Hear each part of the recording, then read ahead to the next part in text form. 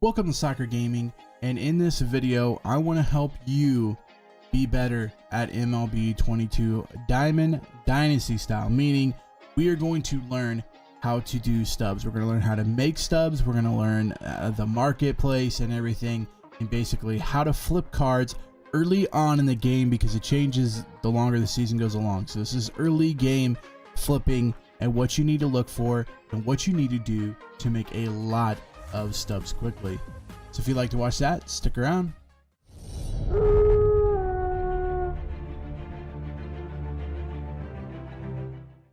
So the first thing is, if you're new to Diamond Dynasty, if you're new to MLB 22, what you're going to do is you're going to go over all the way to the shop here, and then we're going to look at the marketplace. Now once we're in the marketplace, it's broken up.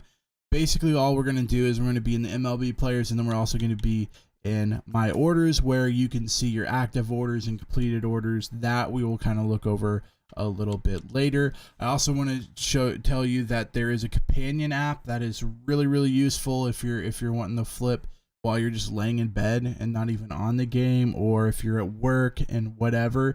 There's a companion app that you can actually download and use to flip cards. I do a little bit over like my lunch break. I'll spend like 30 minutes flipping cards and, you know, make what, 5,000-10,000 stubs just by flipping a little bit there at lunch. And there's also another web service that you can use, and I'll link that on the screen now, and I'll also link it in the description below where to go to set that all up. And that's really useful too, because you can see things in a little larger picture. You can set buy orders, do sell orders, and all that.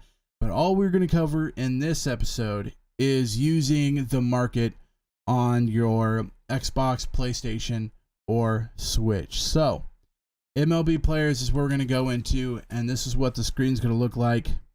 Kind of. There's going to be different players moving around doing stuff, but we're looking for a certain type of card that we can consistently flip for an okay profit. And when I mean that, I mean right now the flips, if you can get about 200, 150 stubs per flip, that's actually pretty good. The thing is like, look at my stubs. I have 3,000.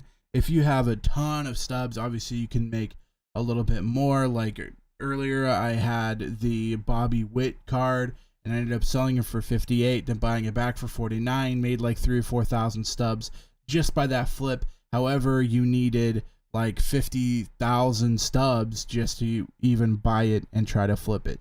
This is for people that only have a couple thousand stubs. If you have 5,000 stubs, 3,000 stubs, you can do this until you build it up to where you want to be. But 200 a flip right now is actually really good as far as having stubs lower. Now again, if you have 20k stubs, you can get a little bit more because you can move bigger cards. However, we're stuck at 3k, so I'm going to show you what to do here, and we're going to go to the pages where it starts being a lot cheaper to buy certain cards, and we're going to be looking for certain things, certain buy now, sell now. We're going to like look for differences there. And so usually I'm at about the 14, 15 is where I'm at. Looks like 14's a bunch of buy now at around 1,000. The sell nows don't look that appetizing for me. Maybe that Chad Green card down there is good. But so what you're gonna do is you're gonna look for some big differences. So I see that 1,110 and 857 is about what, 200 something difference. So what we're gonna do, we're gonna go to the buy sell options, and we're gonna see how much stubs we could make if we bought at the price and sold at the price. So let's say throw it a little bit under right now. There's one on the block for 1105, so 1,105 stubs.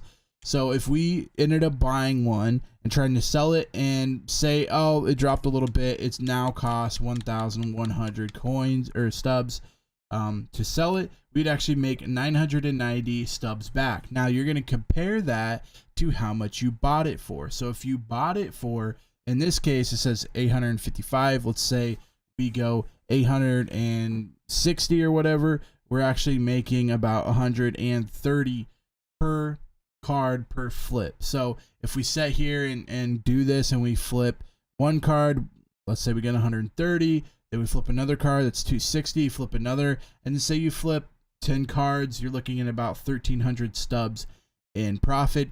And these go pretty quick. So we've been sitting here for maybe 30 seconds, and now you can see how much has changed. See, now there's already selling it for 11.00, and the sell price went up to 860. So you have to kind of play in here and realize these things move quickly. You have to kind of pay attention to what I do is I pick 3 or 4 cards, and usually in the same page. So like right here, I see a bunch of good flips in here that we could do and make quite a bit of stubs on. The first one being this Escobar card here. So let's say we buy this for 677, boom, and then we're going to want to sell it for, let's say on the low end, 933. So 840. So we're making about 163 stubs per flip if we can buy that Eduardo Escobar for about 677 and sell it for at least 933. And so what I do is I kind of do that. I up the price. I go to the next card. I try to get that card, and I go down, pick 3 or 4 cards that you really think you can make quite a bit of stubs from. And then what you're going to do is you're going to go through there, and there's going to be buy orders and sell orders on the top right of your screen. Do your best to see, oh, they just bought a Clevenger card. Okay, so now I know I could sell one. Another reason you want to do it on the same page is you can go through here and be like, oh, okay, which ones do I have sold? Okay, I don't have any that are sellable, so I didn't get any. So that's another thing you could do there. So let's see if we could sell this for, let's say we sell it for 744, 670. So only 70 stubs per flip here for Clevenger. So we're not going to do that. What's this one look like if we go 1,000 a piece, 900? So we get about 101 stubs if we flip at the 799 price. So you're just going to go through here, and you're going to look at these and look at the difference and see how much stubs can I make if I buy and sell at a certain price. So it looks like this one's actually keeps going up. We're going to try to buy at 690. And this is where it comes into the, if you place an order, say you place an order for 677 and people overbid you, someone goes 678, 688, 690, you have to go back and cancel it. And that's why you're going to go back here to the My Orders tab, go to the active orders and see, boom, 677. I'm not going to be buying them at that price. So let's go ahead and cancel the order. You'll get the stubs back, and then you can go in here and know that page, what, 15, I think it was? Yeah, page 15. Now I'm back in here trying to buy more cards. And what you're going to do is you're basically going to buy these cards for as cheap as you can get them, and then try to sell them for as cheap as you, or as most as you could sell them for. So if we sold this one for, let's say we sell this one for 1044, 940, so we're getting 120 off of that. So let's go 808 here. I'm going to try to get some cards in here so I could show you the actual flipping portion of it. Doesn't look like there's any good ones down here. 702, this one will be good. So we sold this one for 933, 840, so we get 140 off of this one. So let's go 707 here, try to buy this one. Hopefully, okay, so now you see JD Martinez we just bought for 808. So we're going to go to the JD Martinez here. We're going to go over here. As you can see, we have one sellable and we own one. If you lock one into a collection, you will have like own 2, 1 sellable. If they're locked into a collection, you cannot sell them. So keep that in mind as well. Like you might see that you own 2, but you can only sell 1, or you own 1, but you can't sell any. That's where that comes from. So we got him for 808. We're going to sell him for 1044. Basically, we're going to get about 140 stubs off of that. And then as soon as we are done with that, boom, we're putting in another order to try to sell. So, okay, Taylor Rogers. Where's Taylor Rogers at? Down here. Bottom for what, 705, I think, 70 something. And now we're going to sell them for 933. So 840. So again, we're going to get about 140 off of that once it sells. Now, again, that's great. We're happy with it. We're going to go in here and buy another one. So that way you constantly move, and the more subs you have, the better. I usually do it around 10,000 stubs is what I try to get, because then you can kind of flip them. And so see, they dropped it from 933 to 930. So let's go 928 to try to sell it. And there has to be a point where you have to just like let it go. If it's starting to get lower and the buying price is like kind of plummeting, then that might be a good time to try to sell for as low, like just sell it to get rid of it, or you could let it set throughout the night. We got an Eduardo Escobar card, so let's go through here and let's try to sell it for, let's do 888, 100, or that's 799. So we're gonna gain about 100 off of that flip there. Boom, we just sold the Taylor Rogers card. So now we can go buy another one. So now it looks like 900, which if we go through here, 900, 810, so we're gaining only about 110 now per flip. And once you get to a point where it's like barely 100, then that's when you kind of move on from that card and try to find other cards, because there's cards everywhere. You just have to find them.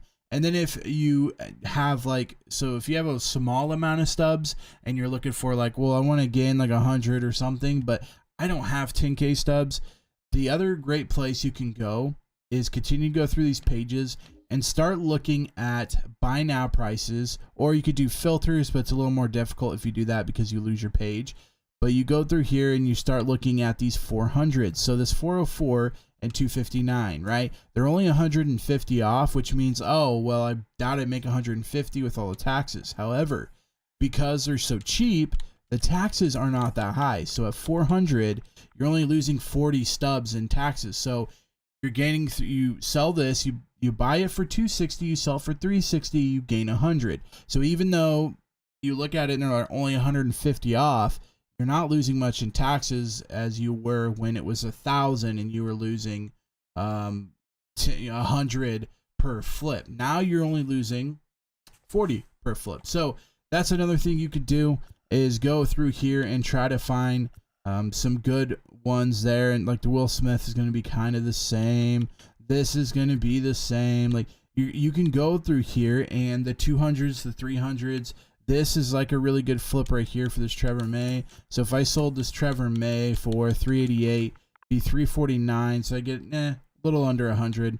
And so you're just going to go through here and you're going to look at whatever you can afford, because you can really flip any of these and get some sort of profit off of them. So just go through here, buy and sell as many as you can. What, 295?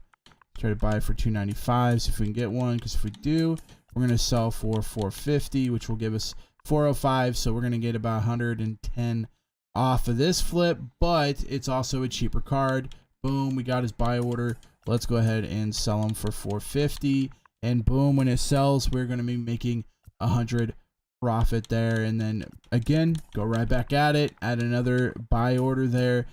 What you could do, just buy another one. What you could do is, if you're really wanting to flip these quick, or some people, if they go to bed, they kind of put in a bunch of buy orders for cards that they would pay for. So like if I think this is going to go down to 277 at some point, I might put in like these, like they put 9 buy orders in at 277. Maybe at that point they wanted 10 of them. You could do this at night as well. You can basically sit here and put a price down at 277, buy 20 of them. You wake up, you have 20 of them. Hopefully they're still selling for around 450, and then you could sell them all. So that's another thing you can kind of do throughout the night. So I hope this flipping episode made sense to you. If it didn't, comment that down below. If you're watching this when it's already halfway through baseball season, these will have changed, because these won't be as big of jumps. You won't be looking at 100 jump anymore. You're going to be looking more towards like 300, 400 stubs per flip. So currently in the very beginning of the game, 100, 200 stubs for the cheaper, like if you're going in with 10,000 stubs to invest, 100, 200 stubs is going to be great for you, because you're going to flip so many of them that you're going to make that income back. If you got 50K, you can buy a little more expensive cards for like 20K, sell them for 28, make 3,000 off of them. You can do that as well, but this is more for the people that have 10K stubs that want to turn it in to 20. If you guys enjoyed this episode, make sure you comment that down below. I'd love to hear your guys' thoughts, or what you guys are flipping, or what you look at and flipping, or if you have any questions, comment those down below. If you enjoyed this episode, make sure you give it a thumbs up. Also, feel free to hit that red subscribe button. I will see you guys in the next one. Slacker out.